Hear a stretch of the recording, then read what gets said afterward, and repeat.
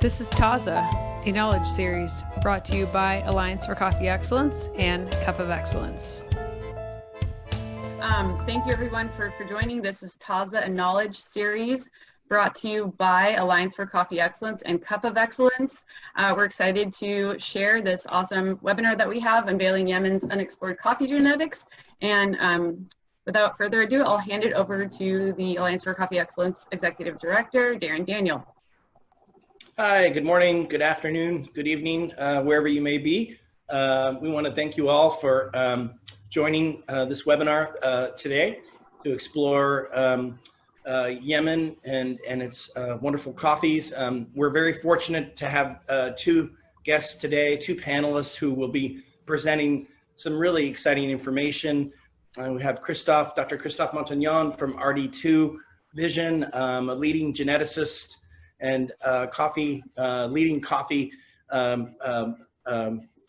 professional that has done some research recently with Qima coffee. We have Farah Shabani, who is the owner and CEO, founder of Qima Coffee, a UK-based organization focused on Yemen coffee producers. And we're very fortunate to have both of you here today to show your findings and interact with the participants here. And I will let you take it away, Ferris and Christophe. Thank you again, and please move forward. Thank you.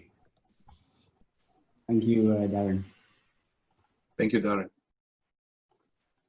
So before sharing the presentation and the screen, just a quick word of thanks to ACE, first and foremost, for giving us this platform to share what is a extremely exciting discovery for Yemeni coffee and for the world at large, coffee. And of course, to Dr. Christophe for partnering with us on this work and for helping us throughout our journey. And for you all for taking times out of your busy schedules to join us today from really all parts of the world. We are delighted to have you all, and we will do our best to make this a positive and useful experience. So, Qima coffee.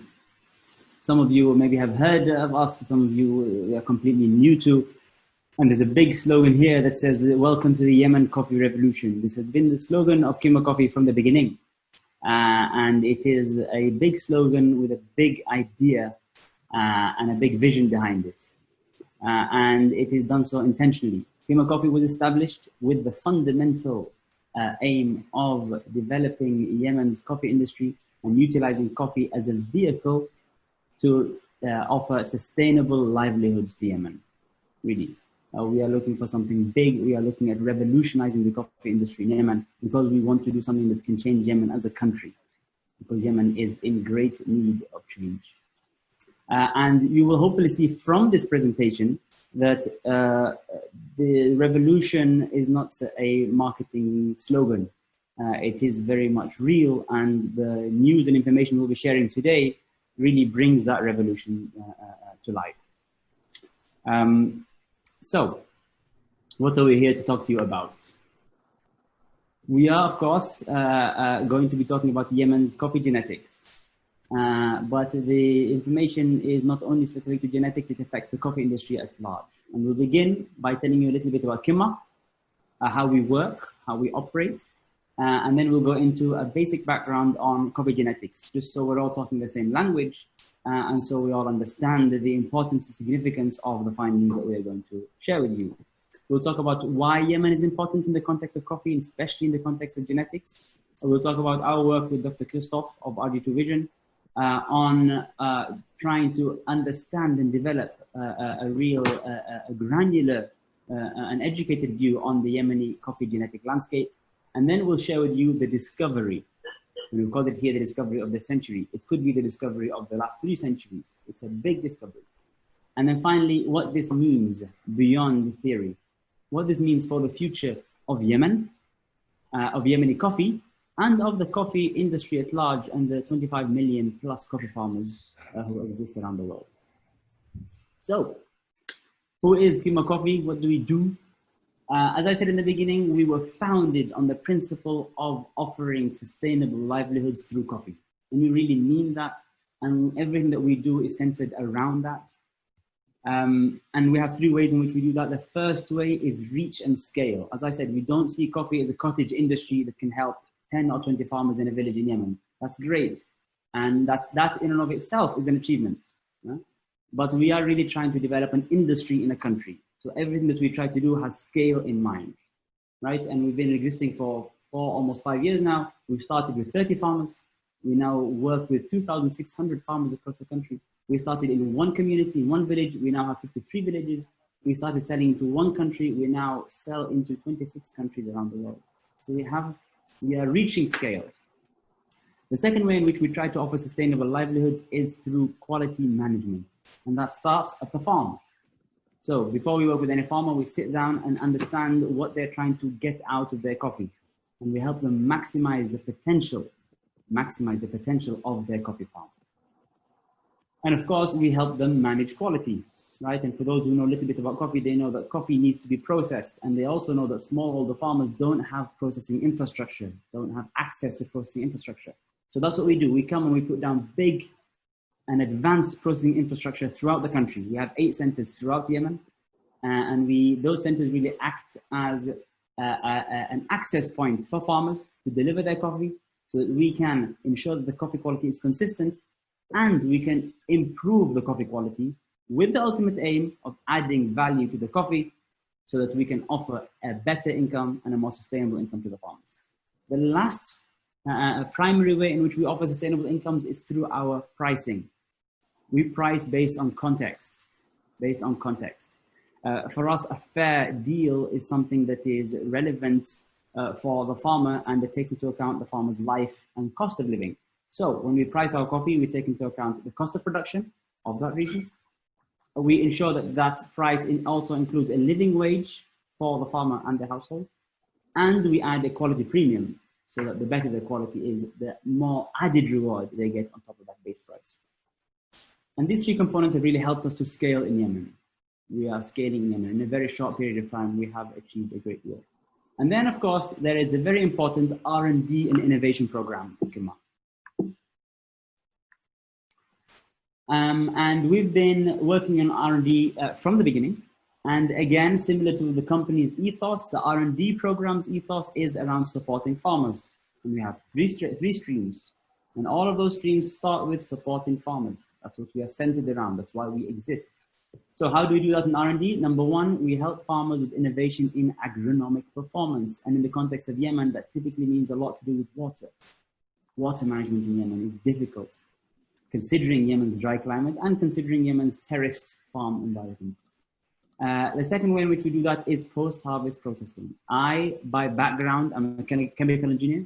By profession, before my life in coffee, I was a process engineer for a number of years. And so we use process and chemical engineering principles in our post-harvest processing. And that means that we've been able to achieve significant value add in our processing.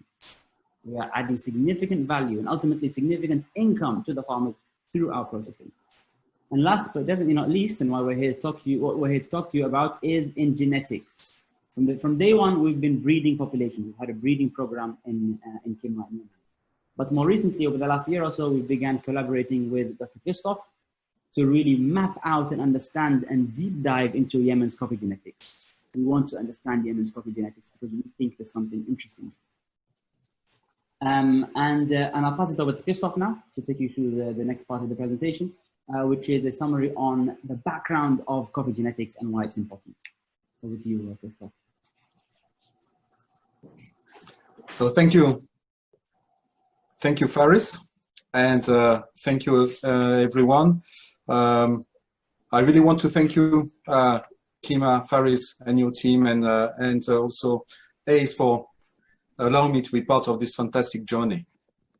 So, just one point before we deep dive in some of the results, just to remind that every variety, every traditional variety in this world of coffee comes from mother populations, and all those mother populations are making the species of coffee Arabica. So have that in mind, that the varieties are coming from some mother populations, okay?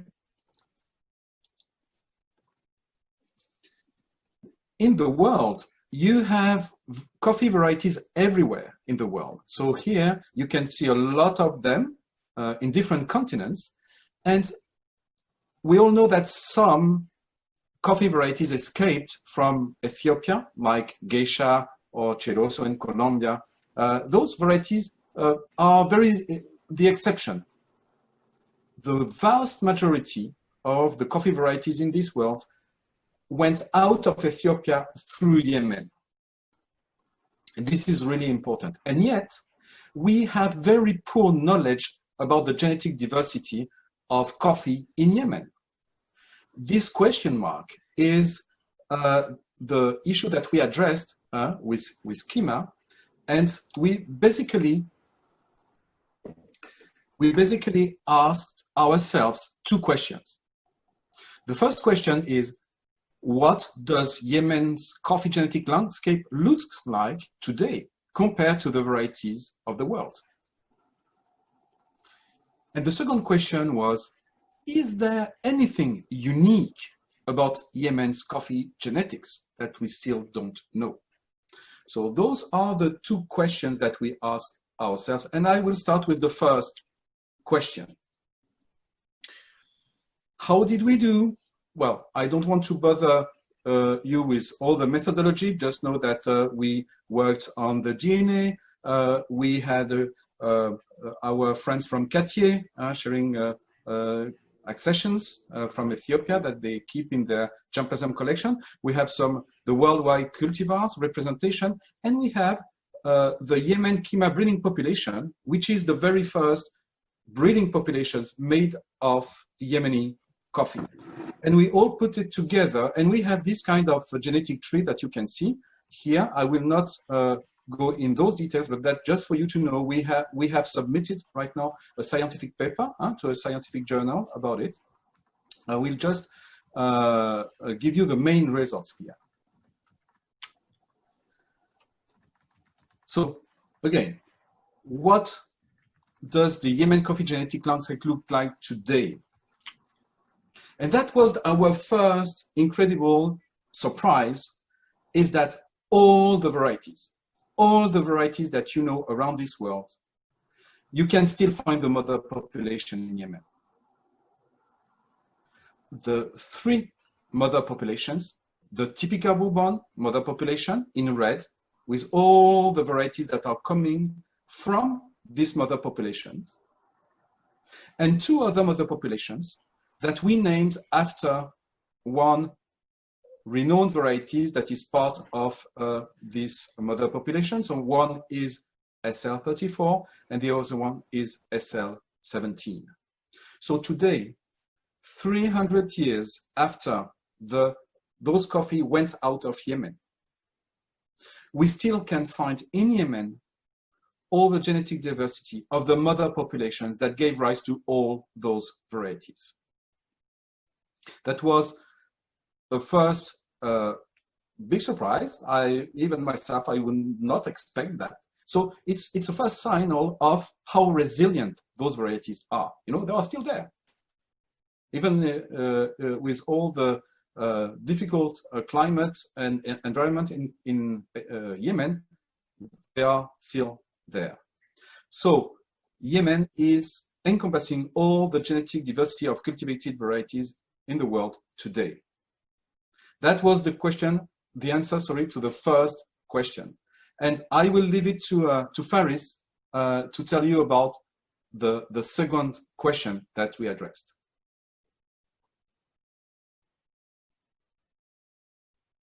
Thank you, Christophe.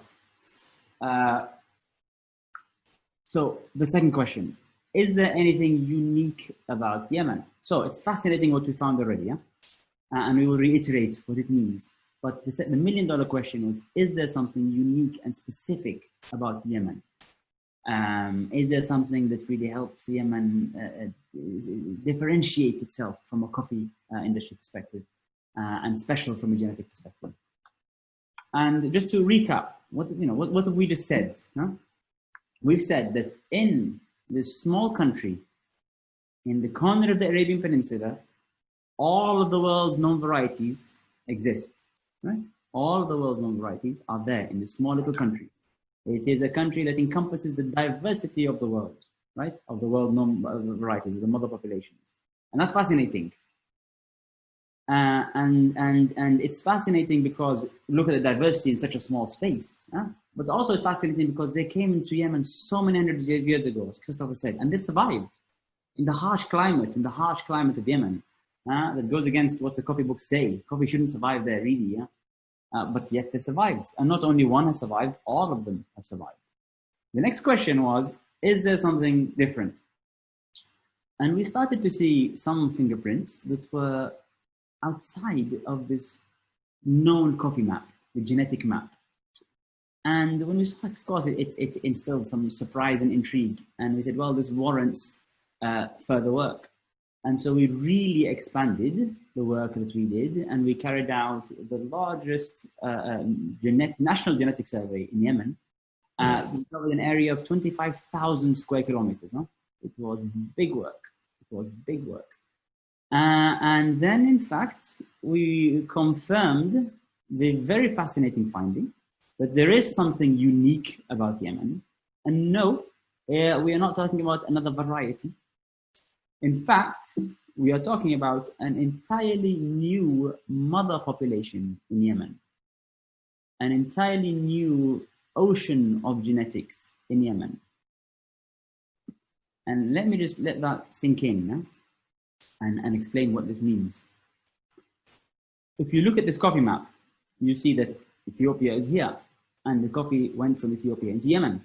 And then there are these three major genetic mother populations, and look at what they did to the world, right? Look at the red everywhere. The reason why coffee grows all over the world today is because of these mother populations. They acted as a vehicle to spread coffee around the world. And then you begin to understand, wow, these little three groups shaped the world of coffee. And now you have another group, and this other group doesn't exist, hasn't been found in Ethiopia, and doesn't exist outside of Yemen anywhere else. So it is unique to Yemen. And that is fascinating. That you begin, once it sinks in, you begin to then appreciate that there is this ocean of genetics that can spread and reshape the world of coffee in the same way that the other mother populations shaped the world of coffee. And so this is not just an academic finding. This is something that can transform coffee as we know it. And when we say coffee, close your eyes and think farmers, right? This can transform lives and livelihoods of farmers, really. And so such a big discovery, a huge responsibility attached to it. What do we call this thing? What on earth do we call this thing? What do we call this thing that honors the importance of it and honors the specificity, the uniqueness of it?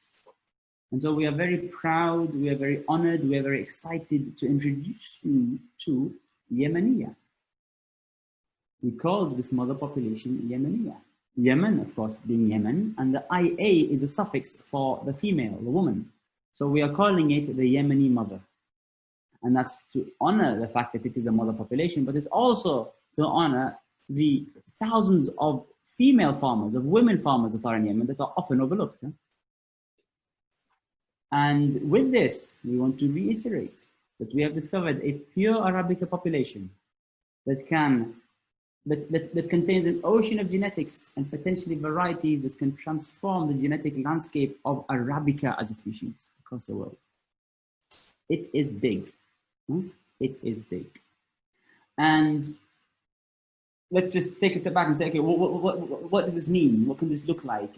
What can this look like in the future? And how maybe some of you who are maybe not that into coffee, maybe they're wondering, well, how does this really practically change things? Imagine we are a few decades from now, 100 years from now, and we look back on history. In the 1700s, the typical Bourbon group was discovered. In the early 1900s, and it shaped the coffee world. In the early 1900s, the SL groups were discovered, and they began to shape the world. And in 2020, what will be a historic date in coffee, the Yemeniya mother population was discovered, and it went on to shape the world. And each of these little mini hexagons here They are not real. They represent what could be. Each of them represents a unique little world of coffee, right? A unique genetic identity. And with that unique genetic identity is something that's unique from a sensorial perspective to the market, to the consumers, something novel, and also something with a unique crop identity, something with unique productivity, with unique yield, with unique disease resistance, right? So each of these little hexagons from this mother population represents a potential transformation in the world of coffee. Yeah? It's big. And of course, it's an understatement to say that we were excited, but we were as excited as we were intimidated by this finding. And so, of course, after it sank in, we said, well, this is great, and this is big, and this is going to change the coffee books, and it is going to change the coffee world, for sure. But we talk about the farmers, right? We always talk about the farmers. And we always talk about, which I said, Qima Coffee was established to offer sustainable livelihoods to the farmers, to generate sustainable livelihoods. So then we said, wait, can this really offer sustainable livelihoods? Can this change farmers' livelihoods, right? Really tangibly. And if anyone knows anything about coffee, it's only going to change livelihoods really, at least in the short term, if it is liked by the market. If the market thinks this is a good coffee, then it can be sold. And if it can be sold, that means it can generate incomes. So the next burning question that came to life, what is the quality of Yemeni like? Can Yemeni really be used from a quality perspective to appeal to consumers? Will the coffee market like this coffee? The coffee academic market definitely will. The coffee academic community will, right? The coffee industry at large will. Coffee breeders will. But will the consumers like it? And if the consumers like it, there is something there. There is some huge potential there to then really change livelihoods for the farmers. So how did we answer this big question? So let's step back. Big discovery, right? Big discovery. Ooh, now it's a big question of how is this going to do with the consumer? So in order to answer that discovery, and in order to answer that difficult question, we had to put together the most rigorous quality assessment of this mother population possible. We wanted something rigorous, we wanted something objective, so that we really understand what is the quality of this coffee in a very fair and representative way. How did we do that? We have an auction. We work with Alliance for Coffee Excellence, who are, of course, hosting us today. And for those of you who don't know them, maybe it's the first time you join one of their webinars, they represent really true coffee excellence in all its forms. And one of the ways in which they do that is through annual auctions. They have national coffee auctions. And in these coffee auctions, they take the best coffees of the countries that they operate in, the best of the best, and they offer them to the best buyers, right? The world's aficionados of coffees. And we worked with them. We brought them in, and we've been collaborating with them for a while as really an independent body to run the auction with, but also through them, we got a jury, an independent jury that can help us to assess the quality of this coffee. And because it's a big topic, we wanted to get a very established jury. And in fact, we got the largest jury in the history of Cup of Excellence. We've got 24 companies, and I should say 24, and you can see this list, 24 of amongst the best coffee companies in the world, the leading coffee companies in the world, across 14 countries. We didn't want one region's view of it. We wanted the entire world's really view on this coffee. 35 expert cuppers, 35 expert cuppers. And then we gave the coffees to them. We went in the auction, we got 1,550 lots. We selected 45 out of those lots, and we gave them to these guys, to the jury. And we didn't tell them anything. We didn't say there's a new mother population. We said, cup these blind. You know nothing about these coffees. They're just coffees from Yemen.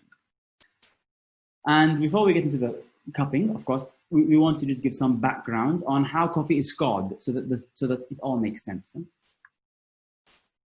So, and again, so this might be very familiar and obvious. Some of you, just we appreciate how we have a wide audience. So in the world of coffee, we have specialty coffee, and it is given a score from 0 to 100. Anything below a score of 80 means it is commodity. It is commodity. It is subspecialty. From a score of 80 to 85, it's considered specialty coffee, very high quality coffee. From 86 to 89, it is exemplary, truly unique. And then anything that's 90 plus is presidential. This is rare. You can't easily find 90 plus coffee. I mean, this represents the top 1% of specialty coffee, never mind overall total coffee. And we brought the jury together. And then from this 45, we selected 20, right? So 1,500, 45, 20. And we did a genetic analysis on these 20 coffees. And we looked at how they scored and what were the genetics of these coffees. And this is the list of the 20 best coffees in Yemen. This is the creme de la creme of Yemeni coffee. Yeah? It is the top 1% of Yemeni coffee. First and foremost, this group as a collective group represents one of the highest scoring group of coffees in the world. In fact, it is the highest scoring average as a country in any Cup of Excellence auction this year, 2020. So the first conclusion is Yemeni coffee is amongst the best in the world. But let's look at Yemeniya. Look at the right column. And you can see Yemeniya everywhere. So we're saying that from the top 1% of the Yemeni coffee, it's 15 out of 20 of them were Yemeniya. And in fact, the top 10 coffees were all Yemeniya. And in fact, all the presidential, the 90 plus coffees were all Yemeniya. And this is really where the stars aligned. Yeah? This is really where it all sank in, that not only have we found something new that is going to transform coffee genetics as we know it, and going to transform the coffee world, Arabica, as we know it, but it's also exceptional in cup quality. What does that mean? It means the market loves it. It means it has significant potential in the market. And what does this all mean? It means it can be used to offer real, tangible incomes to the farmers of Yemen and the world. So, that's a lot of information. It's a lot of information. And we brought all of this information together. And then we took a step back and we said, what do we do with this, right? And how do we turn this into something useful for the future? How do we take all of this fascinating discoveries and knowledge and turn it into something useful and beneficial for the future? And the first thing we wanted to do is we wanted it to benefit not only the farmers of Yemen, who are very deserving, they are very deserving of that benefit, but also the farmers of the world. We wanted Yemeni to be a source of pride for the global coffee community, and a source of hope for the global coffee community. And the second thing is we wanted to use Yemeni as a way to solve a big problem in coffee, a big problem. And those of you who know coffee know that arguably the biggest threat facing coffee in the world is climate change. And I'll pass it over to Dr. Christophe to talk you through the very exciting project that we're working on.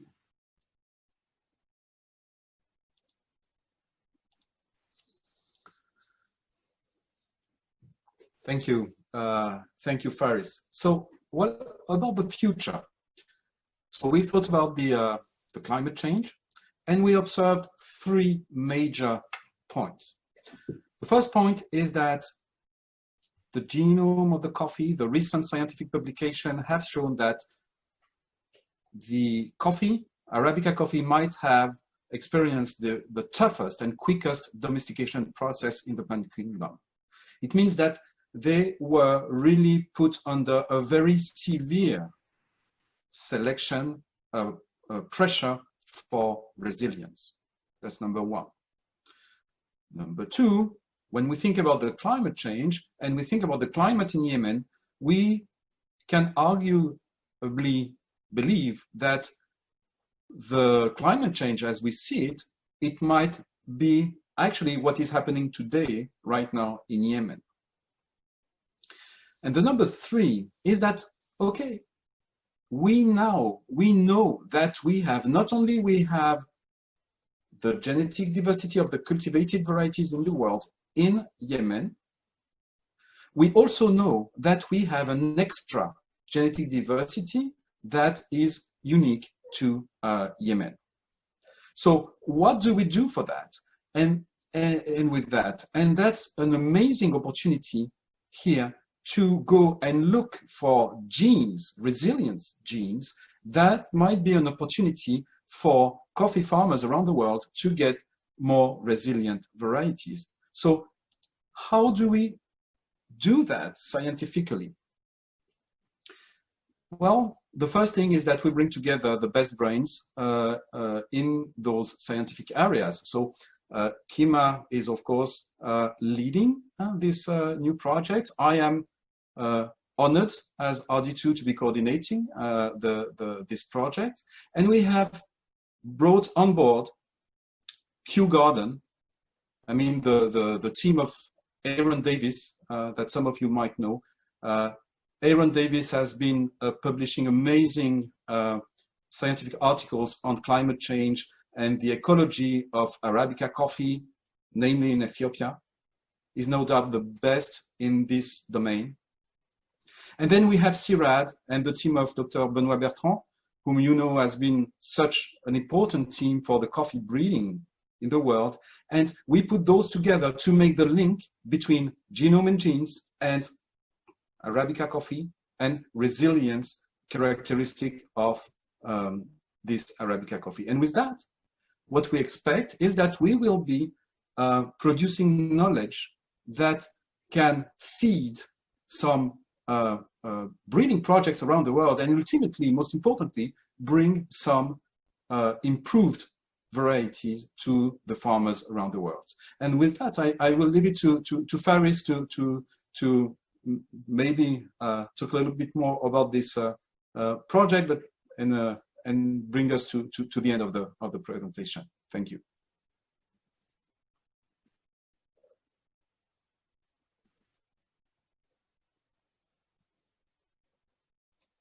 Thank you very much, Christophe. So this is exciting, huh? And again, I want to stress the fact that this is not a discovery that belongs in the realm of theory. This is really combining theory and knowledge in a very practical and tangible way to change people's lives. Huh? That's what it's all about for us. That's why we exist. And if we lose that, then there's no point of us being here, really, as Qima. And this is really a way to offer the benefits of Yemeni to the farmers of Yemen in the very short term, in a very tangible and real way, and beyond that, to the farmers of the world, who many of whom are facing serious threats to their coffee livelihoods because of climate change. So let's bring it all together. Everything that we've said, everything, you know, this whole presentation, all of these fascinating findings that have involved a lot of work and sacrifice, all of it is really with farmers in mind, all of it. And this is a farmer from Al-Hayma, from northern Yemen in Sana'a, who represents for us, for me, and I hope for you, hope. Hope. And why do they represent hope? This is not a gimmick.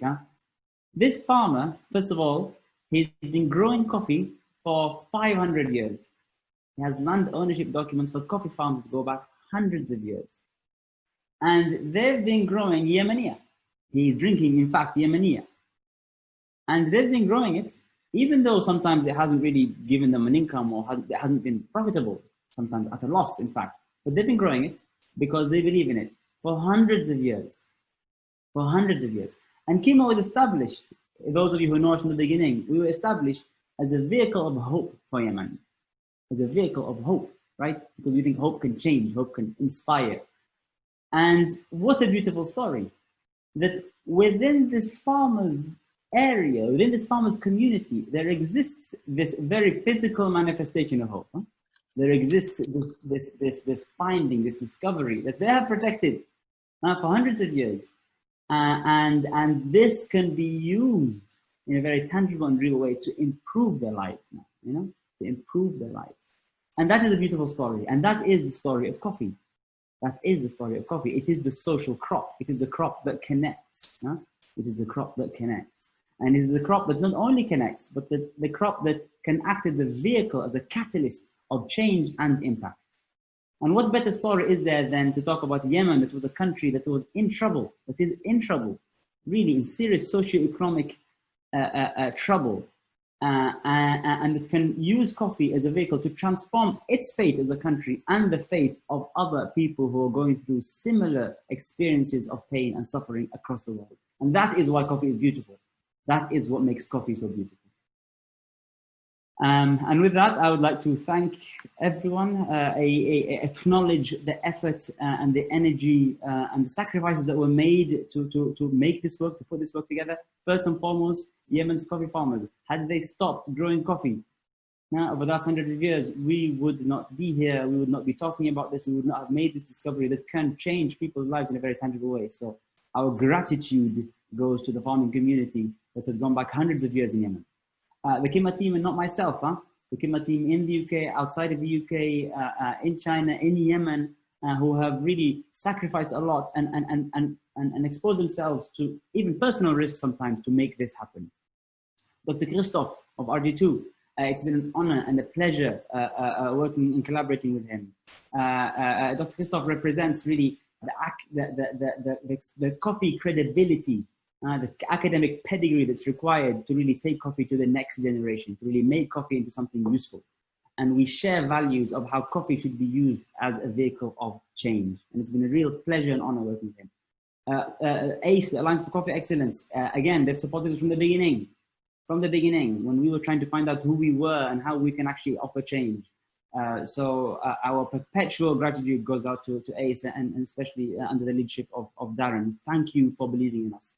Paul Songo, who's been the head judge in this process for the quality assessment process. And it's been very hard. We've had 14 countries across the world. To coordinate everything has not been easy. So we thank him for his support. And of course, the Qima jury, 24 companies who have really helped us to create knowledge, and that knowledge will reverberate. It will benefit the coffee community for decades to come. And of course, as I began the presentation, thank you all. And I want to end it with thanking you all for joining us. We hope it's been of benefit. We hope it's been of inspiration. We hope at the very least you come out saying coffee can be used as a vehicle for change. Coffee can be used as a vehicle of tangible change. And with that, I will close and open the floor, or give it over to Darren to continue the sharing. Thank you very much for your attention.